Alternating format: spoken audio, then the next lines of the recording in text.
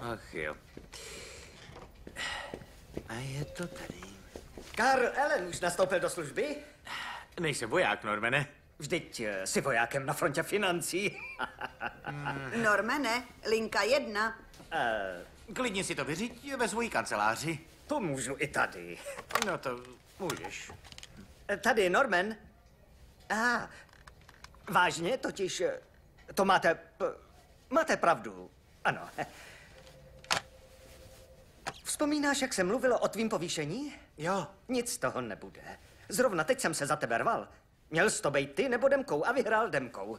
To je fuk. Tolik mi na tom nezáleží. Jenom jsem si myslel, že po 5 letech bych měl být na řadě. Jo, ale představ si, že by tě vylili, to je daleko horší. Víš, co je vylejt? Vyhodit?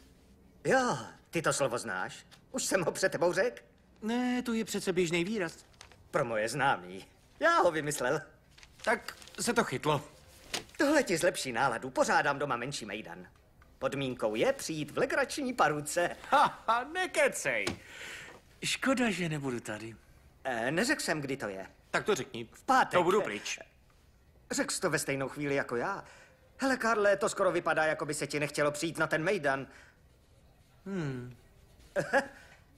Je pravda, že obchody teď moc nejdou,